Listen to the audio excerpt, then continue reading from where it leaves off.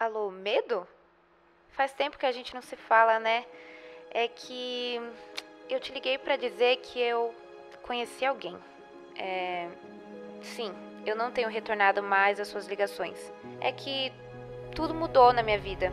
Esse alguém que eu conheci, ele tem me consolado, tem me dado forças.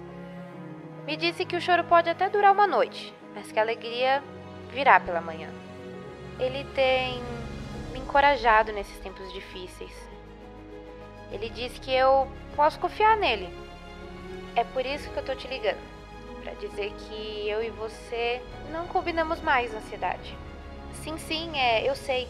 A minha situação atual, ela parece ser impossível, mas a presença dele tem me preenchido. Falou também pra eu descansar nele, porque não há tempestade que ele não possa acalmar. Oi? Sim, eu abri os meus olhos. Enxergo além dessa dor. Estou conseguindo encarar o amanhã. É por isso que eu não tenho te ligado mais. Porque ele tem o poder para mudar todas as coisas. Ele prometeu que estará comigo para sempre.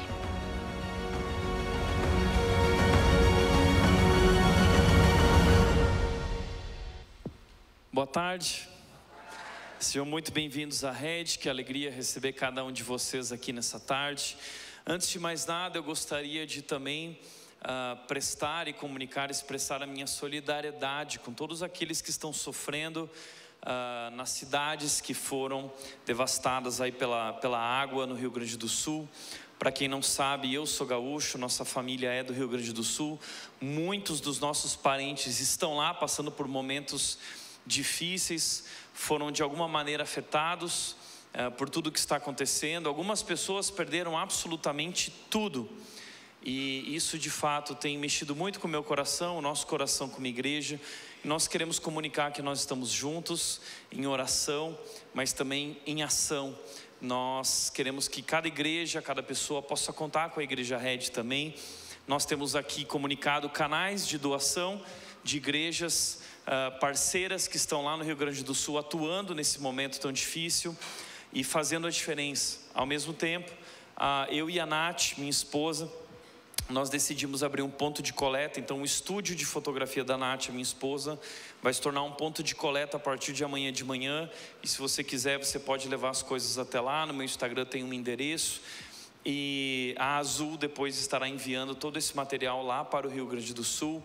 E nas próximas semanas nós estaremos postando a respeito dessa ajuda, de tudo que faremos, porque o trabalho está só começando. Na verdade, serão semanas e meses talvez para recuperar tudo aquilo que foi destruído pela água.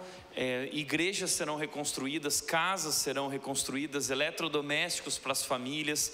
Não foram 5 cidades, 10 cidades, foram muitas, dezenas e dezenas de cidades afetadas, muitas cidades completamente devastadas, e nós precisamos estar com nossos olhos e o nosso coração voltado nessa direção, para onde também Cristo está olhando. Falando em tragédia, nós começamos hoje uma nova série a respeito desse assunto, falando sobre tragédias. Mas mais do que falando sobre tragédias, sobre como Deus intervém em momentos trágicos. A nossa série se chama A Espera de um Milagre. E essa é uma série sobre como viver enquanto nós esperamos por um milagre, enquanto nós aguardamos e buscamos uma intervenção de Deus. E essa série ela é fruto de um coração que está sofrendo. Como pastor, ao lidar com as pessoas, ao me relacionar, durante meus atendimentos, nossos atendimentos como equipe pastoral, nós temos recebido e percebido diversas pessoas e famílias que estão passando por muitos momentos difíceis, vivendo suas tragédias pessoais. Alguns é uma situação financeira, o desemprego, são dívidas, famílias que estão devendo horrores, famílias que estão nas mãos dos credores, famílias que não conseguem dormir à noite porque não sabem se terão amanhã uma casa para viver, comida para poder comer, Então, temos lidado com pessoas que estão passando por momentos difíceis. Temos lidado também com pessoas passando por enfermidades. Algumas delas até doenças fatais, pessoas que estão em processos terminais. Famílias sofrendo com isso. Nós temos também pessoas sofrendo com luto, pessoas que perderam aqueles que amavam. E somente quem passou pelo luto sabe a dor que é. É preciso reaprender a viver. Vi isso muito na história da minha mãe, que nos últimos 3 anos tem reaprendido a viver. Porque antes a vida era a dois, a vida era compartilhada. As decisões eram feitas em conjunto, mas agora é preciso reaprender a viver e redescobrir o propósito na vida. Algumas famílias que perderam filhos, e não há dor maior do que perder um filho. Nós temos todo tipo de tragédia nesse lugar. Nós temos pessoas aqui que estão passando por crises diversas. Crises profissionais, crises na carreira, crises emocionais. São tantas as crises. E diante dessa realidade posta ao nosso redor, Deus falou muito comigo sobre trazer uma série de mensagens que pudesse injetar na esperança. Uma série que focasse nas promessas de Deus, nos fortalecendo na nossa fé. E sabe, essa série é sobre milagres, porque os milagres existem por um propósito. O propósito de Deus através dos milagres é revelar o seu poder e revelar o seu cuidado, o seu amor. E através dessa revelação fortalecer a nossa fé. Meu desejo, a minha oração é que através dessa série de mensagens, Deus possa fortalecer a sua fé, que você possa aprender que mesmo em meio ao desespero, você pode caminhar com fé, em obediência, e pode viver uma história vitoriosa. Portanto, a primeira pergunta que eu gostaria de começar direcionando a nossa série é: qual o milagre que você gostaria de vivenciar? Talvez você está aqui por essa razão, problemas financeiros. Eu costumo dizer que ninguém vem para a igreja porque ganhou na loteria, muito pelo contrário. A pessoa que ganhou na loteria sai correndo para longe da igreja, porque senão vai ter que dar o dízimo, né? Talvez você está passando por um momento difícil nas finanças ou no casamento. Talvez o seu casamento está sofrendo. Nós temos visto essa dura, triste realidade ao nosso redor de inúmeros casamentos que estão caminhando ou já caminharam para o divórcio e para a separação.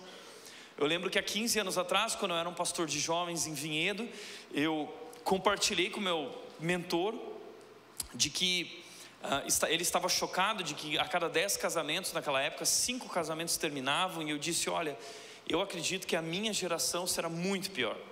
Nos próximos 10, 15 anos nós vamos ver a destruição de fato desse projeto maravilhoso de Deus chamado casamento. E é o que está acontecendo.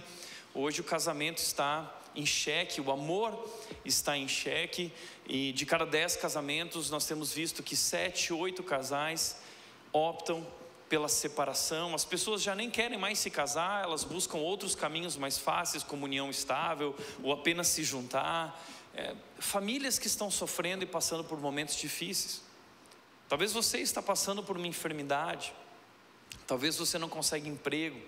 Enfim, todos nós temos as nossas lutas e nós gostaríamos de ver na nossa vida uma intervenção de Deus, não é?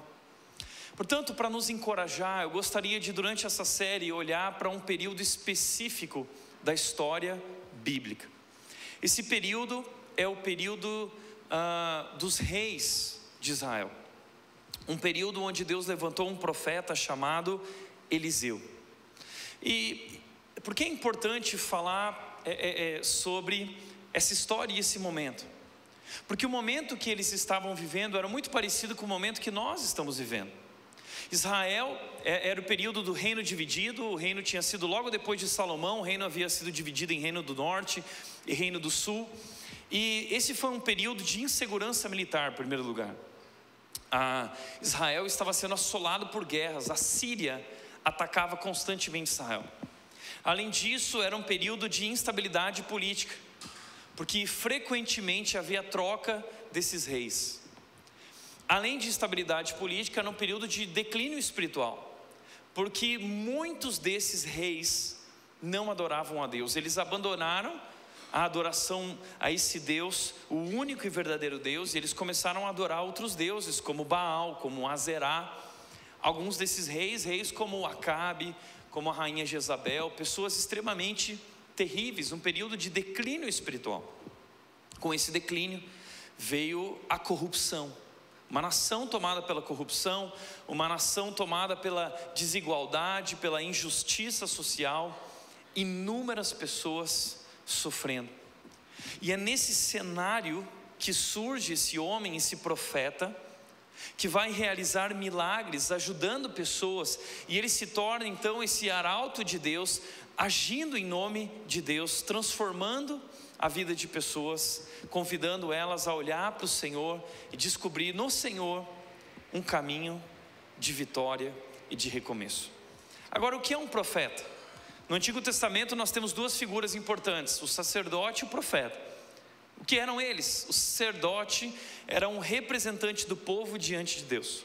O papel do sacerdote era sacrificar um animal em prol do pecado do povo. Ele representava o povo diante de Deus. Já o profeta era o contrário, ele representava Deus diante do povo. O profeta era um arauto de Deus. O profeta era alguém que pregava aquilo que Deus havia anunciado. E esse é Eliseu. Ele é um profeta, ele é alguém que é um arauto de Deus, ele fala em nome de Deus, ele ajuda pessoas, mostrando com aquilo que Deus realmente se importa. E Eliseu, então, em um determinado momento do seu ministério, ele está diante de uma mulher passando por dificuldades financeiras. Eu quero te convidar a abrir a tua Bíblia. Nosso primeiro capítulo da série será o milagre da provisão. Nós vamos olhar para essa história em 2 Reis, capítulo 4, versículos 1 a 7. E eu quero te convidar a abrir tua Bíblia. Eu não vou colocar o texto agora aqui, nós vamos nos pontos analisar o texto, mas eu quero te convidar, te desafiar abrir a tua Bíblia ou ligar a tua Bíblia no celular, não importa a forma, mas eu tenho me preocupado com o fato de que muitas pessoas estão tão acomodadas aqui olhando para o telão e não estão criando intimidade com a palavra de Deus. Eu quero começar a tirar você um pouco da zona de conforto, te convidando a estudar a palavra. Isso aqui é o que de fato fará diferença em nossas vidas, em nossas famílias, em nossas histórias. Então, 2 Reis, capítulo 4, versículos 1 a 7, diz o seguinte: certo dia, a viúva de um dos membros do grupo de profetas foi pedir ajuda a Eliseu. Meu marido, que o servia, morreu, e o Senhor sabe como ele temia a Deus, o Senhor. Agora vem um credor que ameaça levar meus 2 filhos como escravos. O que posso fazer para ajudá-la? Perguntou Eliseu. Diga-me o que você tem na sua casa. Não tenho nada, exceto uma vasilha de azeite, respondeu ela. Então Eliseu disse: tome emprestadas muitas vasilhas de seus amigos e vizinhos, quantas conseguir. Depois entre em casa com seus filhos e feche a porta. Derrame nas vasilhas o azeite que você tem e separe-as quando estiverem cheias. A viúva seguiu as instruções de Eliseu. Seus filhos traziam vasilhas e elas enchiam. Logo todas estavam cheias até a borda. Traga mais uma vasilha, disse ela a um dos filhos. Acabaram as vasilhas, respondeu ele, e o azeite parou de correr. Quando ela contou ao homem de Deus o que havia acontecido, ele lhe disse: agora venda o azeite e pague suas dívidas. Você e seus filhos poderão viver do que sobrar. Essa é uma história de milagre. Um Deus de provisão que interviu na vida de uma viúva. Veja a história dessa mulher. Essa mulher passou pelo luto. Essa mulher perdeu o marido. E a viuvez, diferente da nossa época, era um problema social. Porque uma mulher viúva não tinha recursos, não tinha sustento. Por isso muitas vezes Deus na Bíblia se apresenta como pai dos órfãos e aquele que protege e cuida das viúvas. Deus se importava com isso, era um problema muito sério social. E essa mulher está passando por esse problema. Além de perder o marido, ela perdeu o sustento. E agora ela está prestes a perder os seus filhos. Por quê? Porque ela tem uma dívida. Provavelmente o seu marido contraiu algum tipo de dívida e agora eles não conseguiram mais pagar e eles estavam devendo horrores. Ela estava na mão dos credores e esse credor, havia uma lei judaica que dizia que no caso de alguém estar devendo a você, o credor, ele podia tomar os bens e podia tomar inclusive os filhos e levá-los como escravos. E esse credor agora está ameaçando ela, está ligando para ela. Sabe quando você está devendo para o banco? Sabe quando você tem uma grande dívida e eles não param de ligar? Eles estão ligando para ela e estão dizendo: olha, nós vamos tirar tudo que você tem, nós vamos tirar inclusive os seus filhos, e eles se tornarão escravos. Imagina o medo, o pavor que essa mulher está vivendo ao pensar que os seus filhos, eles vão viver debaixo da escravidão, recebendo chicotadas e prestando serviço escravo por toda a vida, distante dela. Então, esse é o verdadeiro cenário do caos. Você acha que você está sofrendo? Esse é o cenário do caos. Essa mulher perdeu praticamente tudo, está prestes a perder os próprios filhos, mas ela não perdeu uma coisa: ela não perdeu a fé. E a história dessa mulher, ela nos ensina como nós podemos enfrentar momentos difíceis com fé e obediência a Deus. A história dessa mulher serve como uma trilha, uma jornada, passos que nós podemos dar durante os momentos difíceis que nós estamos enfrentando. E eu gostaria de, olhando para esse texto, apresentar a você 5 passos que podem fazer a diferença na nossa história durante momentos como esse. O primeiro passo é: faça investimentos espirituais. Quando você estiver passando por momentos difíceis e desafios, e ao longo de toda a sua vida, faça investimentos espirituais. O texto diz: certo dia, a viúva de um dos membros do grupo dos profetas foi pedir ajuda a Eliseu. E ela disse: meu marido que servia você, o marido dela era um aluno da escola de profetas, era uma espécie de aluno no seminário, morreu. E o Senhor sabe como ele temia o Senhor. Agora vem um credor que ameaça levar meus 2 filhos como escravos. Olhando para esse texto, eu quero te chamar a atenção para algumas coisas. A primeira é que até homens e mulheres de Deus podem errar. Veja, agora vem um credor que ameaça levar meus 2 filhos como escravos. Esse homem fracassou na perspectiva humana. Esse homem deixou sua mulher e seus filhos desamparados. E sabe, quando eu olho para a história desse homem, eu vejo que até homens e mulheres de Deus cometem erros. E nós nos sentimos envergonhados por isso, mas talvez existam pessoas aqui que estão passando exatamente por isso, estão desamparados, estão devendo, estão recebendo ligações, não conseguem dormir, o nome está sujo, o nome da esposa está sujo. Eu conheci histórias de que até os filhos estão com o nome sujo porque a família está devendo. Pessoas que erraram, tomaram decisões erradas ou passaram por momentos difíceis e agora tem uma dívida muito grande.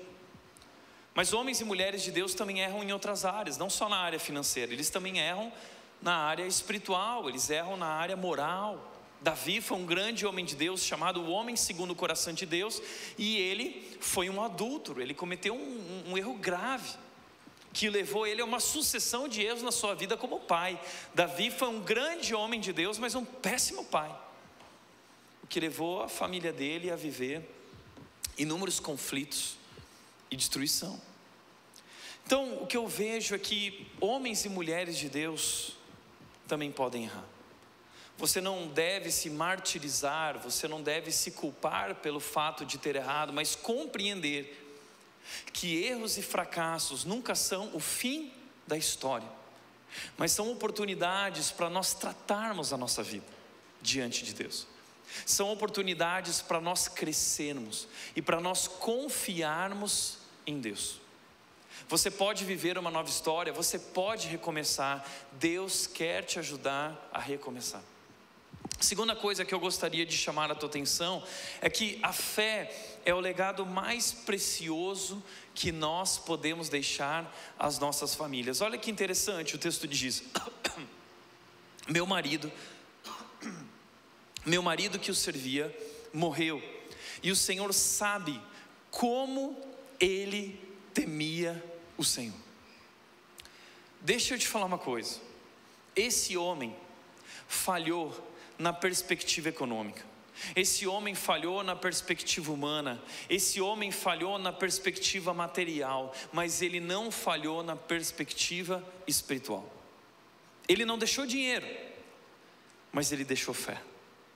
Ele não deixou recursos, mas ele deixou de fato uma fé inabalável na vida dessa mulher, que a fez procurar o grande profeta e poderoso profeta e pedir ajuda a ele. Essa mulher tinha uma referência de onde buscar ajuda, de onde poderia vir o socorro dela. Ela sabia que Deus poderia intervir na sua história. Sabe, nós temos vivido um tempo onde nós temos perdido essa dimensão dos investimentos espirituais da nossa história. Nós estamos tão preocupados em acumular riquezas, e a pergunta em muitas rodas de conversas é: quanto você já tem? Onde você está investindo? Você investe em cripto? Que tipo de investimento você está fazendo? Você já alcançou o seu primeiro milhão? E veja, não há nada de errado em você investir, não há nada de errado em você ter uma poupança, não há nada de errado em administrar muito bem os nossos recursos. Tudo isso é espiritual e importante também. Mas o problema é que nós temos abandonado os investimentos mais importantes que nós podemos fazer em nossa história, em nossa família, que são os investimentos espirituais. Nós passamos hoje 8 horas trabalhando por dia, e quando muito, oramos por apenas 8 minutos. Não temos investido na vida espiritual. Não temos investido na vida espiritual dos nossos filhos. E entenda, o mais importante não é o que nós deixamos, o mais importante para a família e para os filhos não é o que nós deixamos para eles, mas o que nós deixamos neles. E portanto, investimentos espirituais oferecem um retorno inigualável e nunca fracasso. Sabe que eu nasci numa família que não tinha muitas condições, sempre tivemos o suficiente, Deus nos abençoou. Mas tivemos momentos desafiadores. Eu e meus irmãos não tivemos a chance de estudar nas melhores escolas. Estudamos em escolas públicas durante boa parte da nossa vida. Não fizemos o curso de inglês, o melhor curso de inglês. Não tínhamos as melhores coisas. Meu pai não tinha o melhor carro, era um carro velho, um carro usado. Mas sabe, nada disso fez a diferença, porque meu pai usou toda a força que tinha, todos os recursos que tinha, para investir na nossa vida espiritual. E esse foi o maior legado que ele deixou nas nossas vidas. E esse legado não erra, esse legado não falha. Sabe por quê? O que faz diferença na vida dos nossos filhos e da nossa família não é o carro que nós temos, não é a quantidade de recursos que temos, nem a escola onde eles estão estudando. O que garante o futuro dos seus filhos não é o título, o nome da escola, a importância da escola. O que garante o futuro dos teus filhos é a vida espiritual deles. Nós deveríamos estar mais preocupados em conduzir os nossos filhos à fé no Senhor e Salvador Jesus Cristo, do que em conduzi-los a serem pessoas bem-sucedidas, cheias de diplomas, de acordo com a perspectiva humana, material, econômica.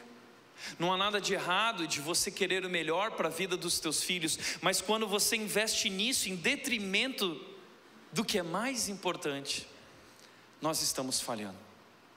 Esses investimentos fracassam muitas vezes, mas investimentos espirituais trazem retorno inigualável e nunca fracassam.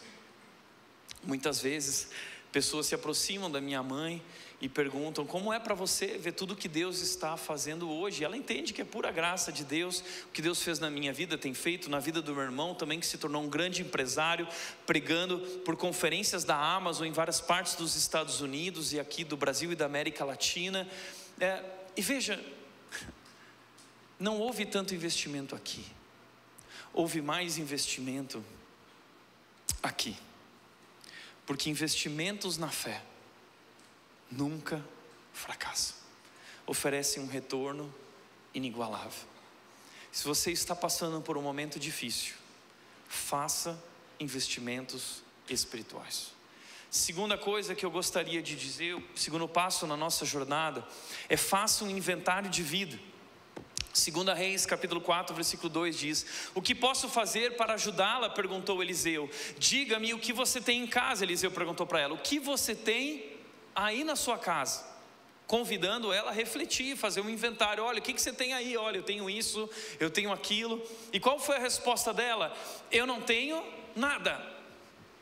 Eu não tenho nada. A primeira resposta dela foi essa: eu não tenho absolutamente nada. Depois há uma vírgula: exceto uma vasilha de azeite. Eu gostaria de analisar um pouco essa forma da mulher analisar a sua situação e dizer que nós somos influenciados pela mentalidade da escassez. O que significa isso? Nós sempre olhamos pela perspectiva e pela lente da escassez, e esse é um problema. E de onde vem esse problema? Esse problema vem lá do jardim do Éden. Esse problema existe desde Adão e Eva. Qual é o problema? Veja, Deus criou Adão e Eva no jardim maravilhoso. Havia todos os tipos de árvores e todos os tipos de frutos que nós nem podemos imaginar, um diferente do outro, com sabores e cores diferentes, frutos que nem existem mais. Que me perdoe o Oba e que me perdoe o Frutal Center, mas os frutos que haviam lá não se comparam aos frutos que aqui há hoje. Eles tinham tudo. E Deus disse o seguinte: desfrutem, comam de Deus disse bem assim: comam de todas as árvores do jardim, exceto de uma, a árvore do conhecimento do mal, que os levaria a pecar e desobedecer a Deus e os levaria à morte. E quando eles estão diante daquela árvore, tentados pelo diabo, o que o diabo diz a eles? O que foi que Deus disse? Ele diz bem assim: que vocês não podem comer nenhuma árvore do jardim. Então o diabo, ele troca a lente. Deus diz: coma de tudo, olha a abundância que eu te dei, desfrute. Mas o diabo, e é isso que o pecado faz nas nossas vidas ao nos afastar de Deus, ele coloca uma lente de pessimismo diante de nós, e nós não enxergamos mais a abundância ao nosso redor, nós só enxergamos aquilo que falta. Eu tenho tudo isso, mas eu não tenho esse fruto, isso está faltando, é a mentalidade da escassez. E até hoje nós somos influenciados pela mentalidade da escassez, vivendo debaixo de um mundo que promove, por meio de propagandas sedutoras e propagandas cativantes, promove essa cultura do consumismo. Você precisa mais, você não tem isso, e nós vivemos insatisfeitos. E pior, como diz ela, não tenho nada, é a lente da escassez. Mas além disso, estamos sempre propensos a reclamar. Essa lente da escassez nos faz ser sempre propensos a reclamar. Você já percebeu como a gente reclama? Essa semana eu estava lendo uma reportagem sobre a diva, a rainha do pop, que chegou no Brasil e fez um show ontem, e a reportagem dizia o seguinte: Madonna faz reclamações após chegar ao Brasil para show em Copacabana. E na reportagem dizia assim: ela reclama de tudo, inclusive que não pode olhar muito para ela. Ela ficava incomodada, está todo mundo olhando para mim. Ela reclamou de duas coisas. Ela reclamou da falta de privacidade, pois todos ficam olhando. E ela reclamou do calor que faz aqui no Brasil. A minha vontade para ela é falar que um dia ela vai conhecer um lugar que faz muito mais calor. Mas não seria gentil da minha parte, né? Mas sabe, nós não podemos apenas apontar o dedo para Madonna, porque na verdade nós somos muito parecidos com a Madonna. A Nath não sabe, mas essa semana, enquanto eu preparava a mensagem, eu fiquei pensando nisso. Eu preciso parar de reclamar. E eu comecei a me atentar para reclamações. Para as minhas reclamações, para as reclamações da Nath. E eu percebi o quanto nós reclamamos. E nós temos tudo. Deus nos abençoa demais. Mas nós temos essa cultura, nós temos essa lente que nos faz sempre olhar para o que não está bom, sempre olhar para o que está faltando. Isso é o pecado em nós. E como nós podemos lidar com isso? Nós precisamos parar de focar no que está faltando e aprender a ser grato pelas bênçãos que já recebemos. E uma das formas, talvez, é nós fazermos um inventário de vida. O inventário de vida é diferente de um inventário de morte. O inventário de morte é o inventário que nós conhecemos, que é aquele inventário que vem depois que uma pessoa morre. Geralmente esse inventário, ele promove muito problema e muita confusão. Quanto mais dinheiro, mais confusão. Por isso muitos bilionários hoje têm decidido doar suas fortunas em vida, porque querem evitar toda a confusão do inventário. Mas eu estou falando de um inventário em vida, é um inventário diferente. E uma coisa que eu acho que ilustra muito bem isso, eu lembro que quando eu trabalhava na loja do meu avô, eu tinha apenas 14 anos, e todo final de ano nós passávamos por um momento de inventário, que era o momento do balanço, em que nós precisávamos prestar contas de tudo aquilo que nós tínhamos e fazer alguns cálculos do que tinha ido, o que tinha que comprar, quais eram os produtos que tínhamos ali. E eu lembro que nós passávamos uma semana nesse processo, e eu ia acompanhando meu tio. E meu tio falava assim: Tiago, 2 panelas da Tramontina com cabo longo. Eu lá, 2 panelas da Tramontina com cabo longo.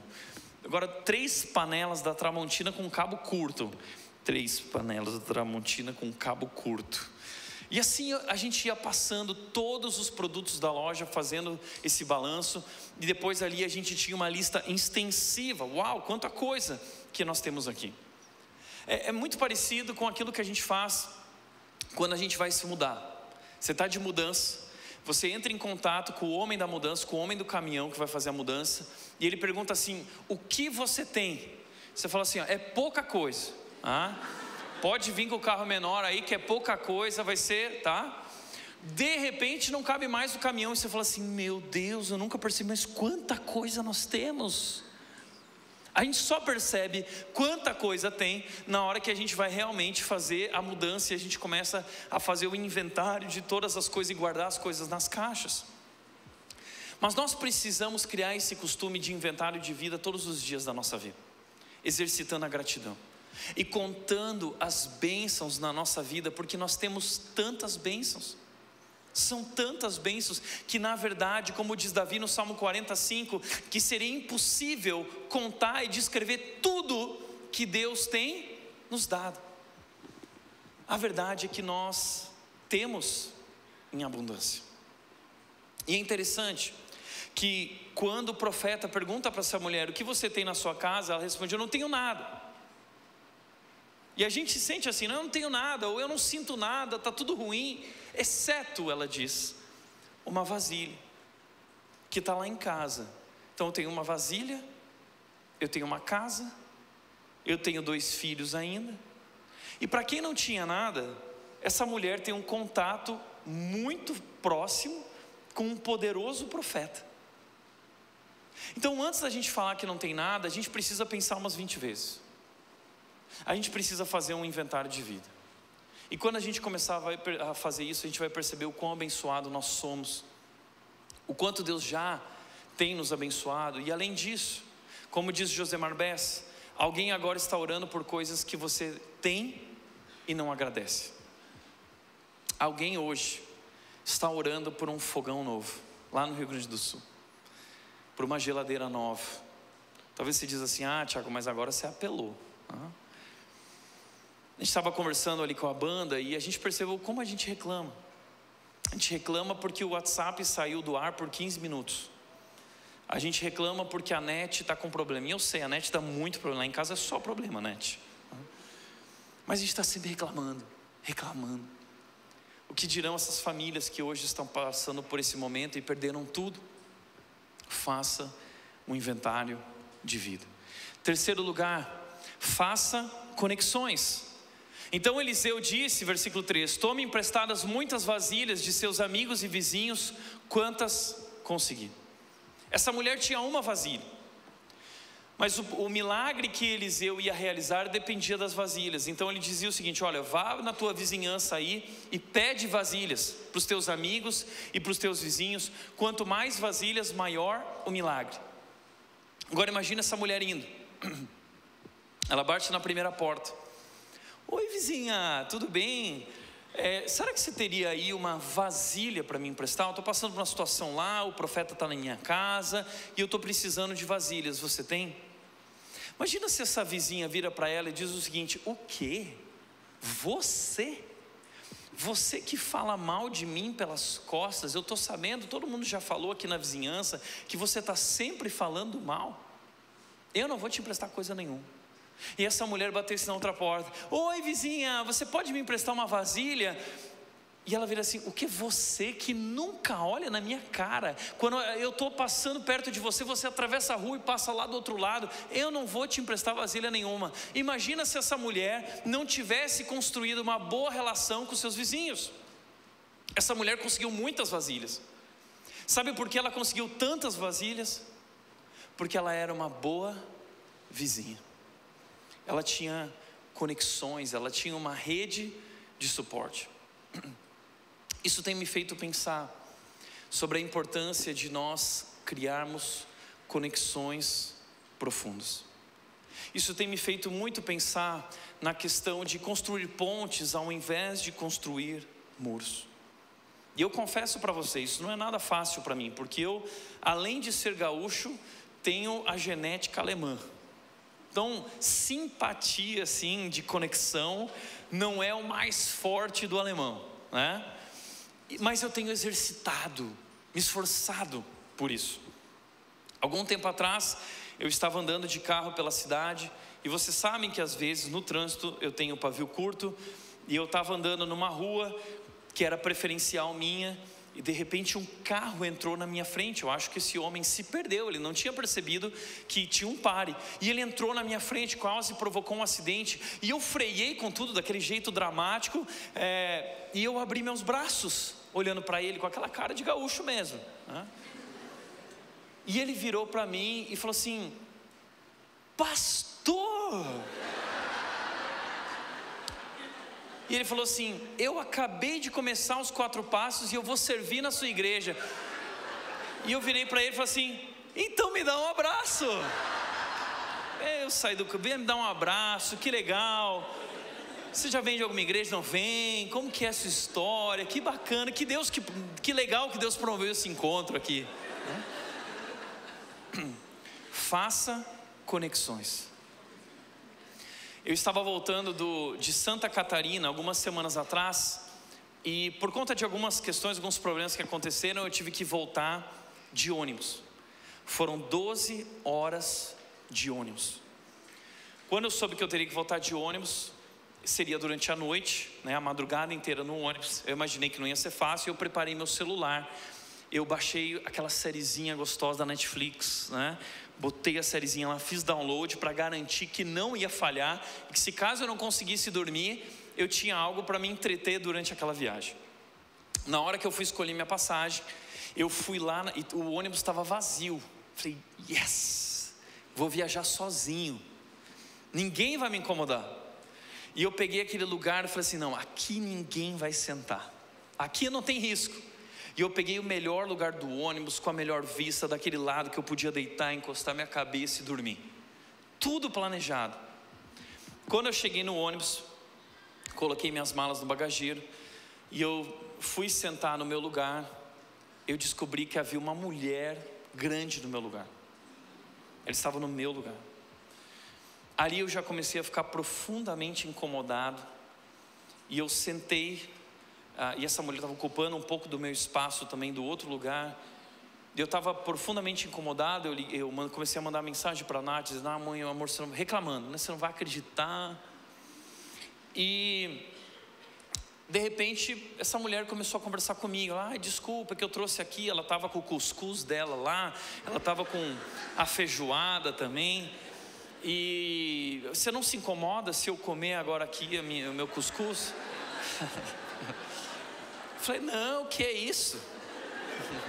Que é isso? E ela começou a compartilhar um pouco, não, porque eu estou indo, porque eu já fui, eu já voltei. E conversa vai, conversa vem. Essa mulher começou a conversar comigo e contar da vida dela. E eu percebi que talvez ela era de igreja. E num momento ali, né, de espiritualidade, assim, do Espírito Santo, eu perguntei para ela, olha, você é de alguma igreja? Sim, eu sou de uma igreja. E ela falou, meu nome é Cida. E a Cida começou a compartilhar da vida dela. E eu falei, olha, eu sou pastor. E aí quando eu falei isso, já era. A Cida começou a contar todos os problemas da vida dela, do casamento, da família, dos filhos. E foi uma conversa muito interessante. Ela tinha dúvidas na fé. O pastor dela tinha dito algumas inverdades. E ela disse, Tiago, tá certo isso. E foi uma viagem de aconselhamento pastoral. Mas depois de 1h30 de conversa, todo mundo já estava dormindo dentro do ônibus, aquele silêncio. A Cida percebeu, falou, bom, Tiago, então vamos agora descansar, e você também pode descansar. Ah, tá bom, Cida, obrigado, a gente conversou bastante, foi especial mesmo. E eu fui, aquele momento, agora eu puxei meu celular, eu abri o Netflix, e quando eu fui olhar para a bateria do meu celular, eu tinha apenas 2%. Essa hora eu olhei para minha mochila, eu fui procurar meu carregador, porque tinha no lugar para carregar. Eu fui procurar meu carregador e o carregador tinha ficado lá na mala, debaixo do bagageiro. Foi nesse momento, enquanto eu mexia na minha mochila, que a Cida maravilhosa virou para mim e falou assim, Tiago, você precisa de um carregador? Qual é seu celular? Eu falei assim, esse iPhone aqui. Ela falou assim, não, Tiago, eu também tenho um iPhone. A Cida tinha um iPhone. Ela pegou o carregador dela e falou, tá aqui o meu carregador, Tiago, pode usar. E a Cida salvou a minha viagem. Posso te falar uma coisa? Faça conexões. Faça conexões, construa pontes ao invés de muros. E deixa eu te fazer uma pergunta importante. Uma pergunta muito importante. Se o milagre de Deus na tua vida hoje, imagina o seguinte, Deus vai realizar um milagre, mas para que Deus realize esse milagre depende dos teus relacionamentos. A minha pergunta é a seguinte, se o milagre hoje dependesse dos relacionamentos na tua vida, ele aconteceria? Se o milagre de Deus na tua vida hoje dependesse do teu relacionamento com a tua família, esse milagre vem ou não vem? Se os milagres hoje de Deus, a intervenção de Deus na sua vida hoje depende do teu relacionamento com a igreja, esse milagre vem ou não vem? Se a intervenção de Deus na tua vida hoje depende do teu relacionamento com os vizinhos do teu andar do prédio, esse milagre vem ou não vem? Faça conexões, porque muitas vezes a forma como Deus opera milagres é por meio dos nossos relacionamentos. Quarto lugar, faça restrições. 2 Reis capítulo 4, versículo 4 diz o seguinte, depois entre em casa com seus filhos e feche a porta. Feche a porta. Por quê? Porque existem momentos em que Deus quer tratar algumas coisas na nossa vida, e esse é o momento em que nós precisamos fechar a nossa vida e dar exclusividade ao tratar de Deus em nós. E foi exatamente isso que aconteceu naquela família. Deixa eu te chamar a atenção para algumas coisas. Primeira, nós precisamos dar a devida atenção aos nossos problemas. E muitas vezes, para dar a devida atenção sem distrações, nós precisamos fechar a porta. Porque muitas vezes nós saímos pela porta e deixamos nossos problemas ali, não lidamos com eles, não tratamos eles, e esse é um problema. A Mel, até uns tempos atrás, estava cantando uma música pela nossa casa. Ela ama aquela música do Rei Leão, Hakuna Matata, e ela cantava Hakuna Matata, é a coisa mais fofinha do mundo, ver aquela baixinha barriguda cantando Hakuna Matata pela nossa casa. Mas enquanto ela cantava, eu fiquei analisando teologicamente aquela música. E a música é completamente errada, porque a música diz o seguinte: os seus problemas você deve esquecer. Isso é viver, é aprender Hakuna Matata. Entenda uma coisa: esquecer os problemas não é a forma correta de viver. Talvez esse seja o nosso problema. Nós não tratamos aquilo que precisa ser tratado. Porque, sejamos sinceros, tratar os problemas do casamento não é uma coisa fácil de se fazer. Tratar, colocar o dedo na ferida, significa experimentar a dor de lidar com a verdade, de lidar com a realidade a respeito de nós e do nosso casamento, dos nossos problemas. E muitas vezes, para não ter que lidar, nós buscamos outras realidades, nós temos nossas fugas. Nós estamos constantemente ocupados porque não queremos lidar com o problema que está em casa, o casamento que está indo por água abaixo, os filhos, a família que não vai bem. A gente simplesmente foge, e muitas vezes nós temos até fugas espirituais. Vou me encontrar com as mulheres, mas está fugindo de olhar nos olhos do marido e tratar a vida com o marido. Eu vou sair com os homens, mas está fugindo da realidade de tratar aquilo que precisa ser tratado com a porta fechada dentro de casa. Pare de fugir, volta para casa, fecha a porta e encare os problemas, e dê a devida atenção. Trate internamente o que precisa ser resolvido. Trate ali. Cuidado com quem você coloca para dentro da sua casa. Cuidado, porque tem muitas pessoas que vão trazer conselhos errados e conselhos ruins. Sabe que muitas vezes nós agimos como eu agi quando eu tinha cerca de 20 anos. Há 20 anos atrás eu contraí uma dívida, eu entrei no cheque especial. Eu era um jovem começando a carreira ministerial, com poucos recursos, uma casa para cuidar sozinho, e eu, por escolhas erradas, acabei me endividando. E aquele foi um momento difícil para mim, mas sabe o que eu fiz? Eu não olhava para a conta do banco, porque olhar para aquela conta do banco, olhar para aqueles juros rotativos, olhar para aquela situação, a verdade, era terrível. Tinha um leão devorando a minha vida, destruindo a minha vida ali. Eu decidi fechar a porta e não mexer com aquilo. O problema é que enquanto eu não lidava com aquilo, a situação se tornava pior e irremediável, e eu sofria, até o dia que eu decidi que eu precisava abrir aquela porta, que eu precisava abrir aquela gaveta, que cheirava mal, que tinha problemas ali, mas a maior verdade, a maior realidade a ser tratada não era o problema financeiro, era o meu coração. Tudo aquilo que eu estava enfrentando tinha a ver com o meu coração. E Deus queria, através daquela situação, tratar a minha vida. Para isso eu precisava fechar a porta e tratar internamente na minha vida o que precisava ser tratado. E eu fui buscar ajuda, como essa mulher foi buscar ajuda, mas eu fui buscar ajuda com um homem de Deus. Essa mulher foi buscar ajuda com um homem de Deus. Ela pediu ajuda e conselho às pessoas certas. Tome cuidado para quem você pede ajuda. Tome cuidado quem você permite que entre na sua vida e participe dessa esfera íntima da sua vida. Porque existem muitos conselhos, existem muitas pessoas que vão te orientar da maneira errada e podem destruir o teu casamento, podem destruir tua vida. Isso pode vir de amigas, isso pode vir de amigos, pessoas que vão virar para você e vão dizer: você está enfrentando esse problema, ame a si mesma, ame a si mesma, você não precisa passar por isso, esse homem não merece você, cai fora, vai viver tua vida, vai ser feliz. Cuidado onde você busca conselhos. Aliás, cuidado também com muitos dos terapeutas onde você busca conselhos.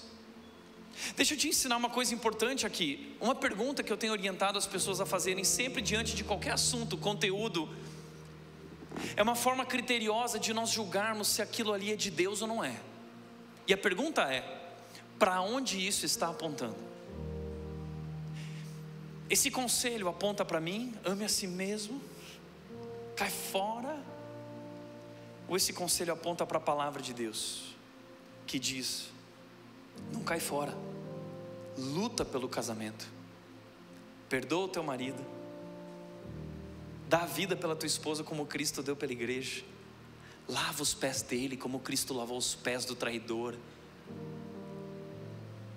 Esse conselho aponta para Cristo. Para onde isso está apontando? E com relação aos terapeutas, deixa eu falar uma coisa: eu não sou contra a terapia, muito pelo contrário. A terapia é extremamente importante, relevante, já foi importante na minha vida no passado também. Um dia eu posso compartilhar essa história do que aconteceu. Mas o que eu percebi é o seguinte: existem bons terapeutas, que são poucos e raríssimos, e existem péssimos terapeutas, que estão destruindo a vida de pessoas, casamento de pessoas e famílias de pessoas.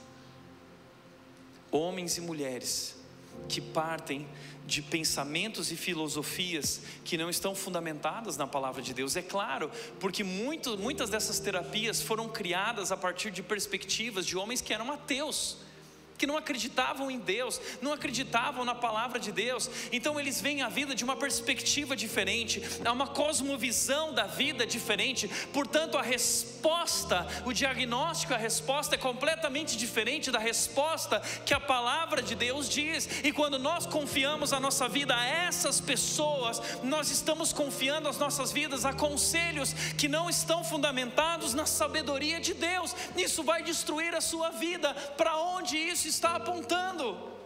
Toma cuidado com os conselhos que você coloca dentro de você e que você pratica. Porque se tem uma coisa que eu tenho percebido hoje, não é indireta para ninguém, sabe por quê? Porque hoje é a moda entre os terapeutas é dizer o seguinte: sabe qual é o problema? Ele é narcisista, ela é narcisista, todo mundo virou narcisista. E de fato nós somos narcisistas, porque nós somos egoístas, porque nós somos individualistas, porque nós somos pecadores tomados pelo orgulho. E só Deus, só Cristo Jesus pode nos libertar do nosso orgulho. Ele nos ensina que o caminho para a transformação dos nossos relacionamentos não é de se orgulhar, mas é de se esvaziar. E nesse mundo terapêutico, o que muito nós veremos são pessoas que estão terceirizando a responsabilidade. O problema é da sua vida passada. Porque o grande lance da terapia de muitas, não de todas, é o seguinte: eu tenho que tirar a culpa a ti, é um peso sobre a tua vida. Então deixa eu tirar a culpa de você, eu jogo a culpa na tua outra vida. Você era uma bruxa na outra vida, esse é o teu problema. O teu problema está lá no passado, porque aquela pessoa fez isso, a culpa é dela. Porque o problema é do teu marido. Sabe o que Cristo faz com a gente? Ele diz assim: a culpa é tua, mas você não precisa carregar ela, porque eu vou carregar por ti. E eu derramo meu perdão, minha graça sobre a tua vida, e minha graça é suficiente. Uau! Admita, como diz o Josemar Bessa, o teu grande problema é você. Não são todos os casos. Eu tenho tratado pessoas que de fato têm problemas e precisam sair de casa. Mas na maioria dos casos, o problema é o orgulho. O problema é a própria pessoa. E sabe, o entendimento do Evangelho, ele transforma a nossa maneira de enxergar os nossos problemas. E a razão, a raiz do nosso problema. Essa aqui é a carta que eu recebi de um jovem prisioneiro que leu o livro e respondeu todas as perguntas do livro. Ele está no processo de conversão. E se Deus quiser, nós vamos visitá-lo. Estamos preparando essa visita. E no meu livro tinha uma pergunta que era assim: quem é a pessoa mais difícil que Deus colocou em sua vida? E ele respondeu. A princípio eu pensei que fosse a minha própria mãe. Mas refletindo bem, eu cheguei à conclusão que a pessoa mais difícil que Deus colocou em minha vida sou eu mesmo. Esse é o Evangelho. Feche a porta. Trate o que precisa ser tratado na tua vida, no teu coração. Porque o maior milagre, Deus quer fazer em ti e através de ti. Evite distrações durante o processo. E quinto e último lugar, faça a sua parte e viva o milagre da provisão. faça a sua parte e viva o milagre da provisão. 2 Reis capítulo 4, versículo 4 diz: derrame nas vasilhas o azeite que você tem e separe-as quando estiverem cheias. Ela obedeceu. O texto diz: a viúva seguiu as instruções de Eliseu, ela fez conforme o profeta havia falado, ela obedeceu a Deus e as orientações de Deus. Seus filhos traziam vasilhas e elas enchiam, logo todas estavam cheias até a borda. Traga mais uma vasilha, disse ela a um dos filhos, e o filho respondeu: acabaram as vasilhas. Versículo 7, último versículo.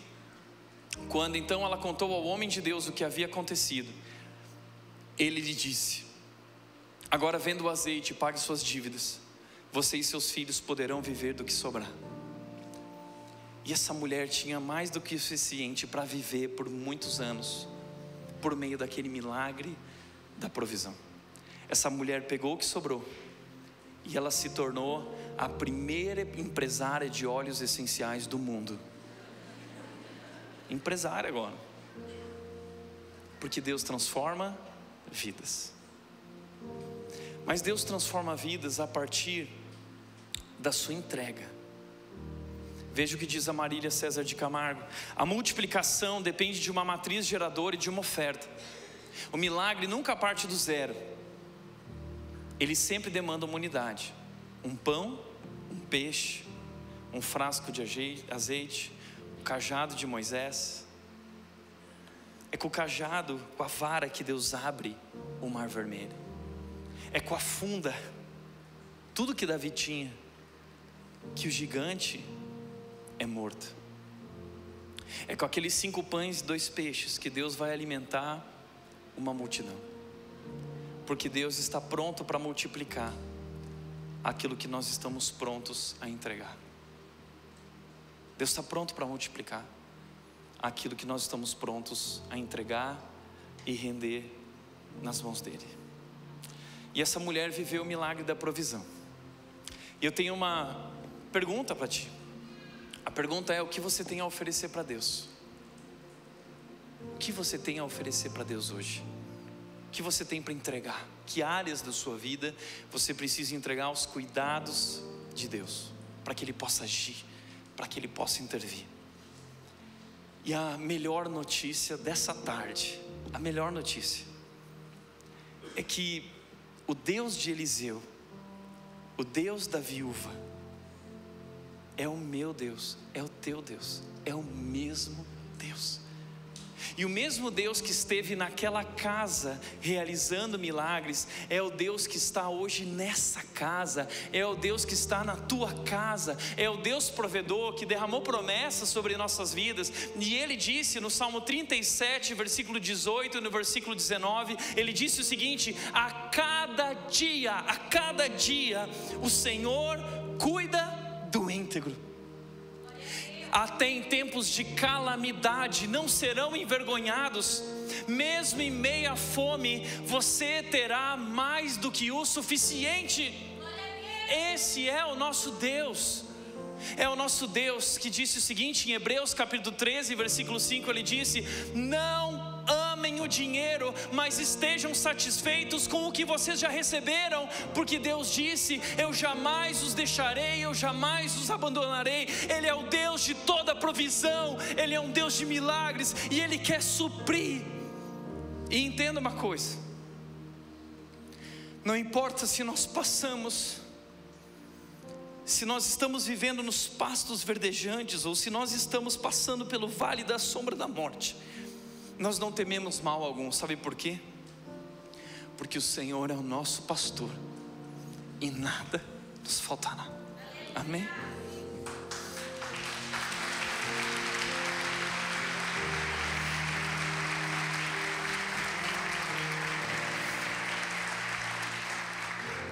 Erros e fracassos não são o fim da história, mas oportunidades para crescer e confiar em Deus. Confie e trate o que precisa ser tratado.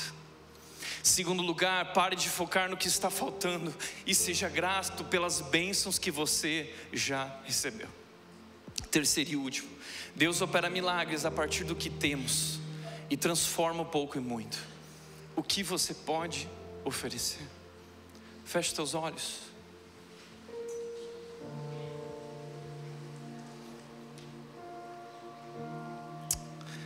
Pai, nós queremos te agradecer, porque Tu és o Deus Todo-Poderoso, e porque nós podemos descansar debaixo dessa mão tão poderosa, na certeza de que o Senhor está cuidando de tudo, e que a cada dia, o Senhor cuida de nossas vidas.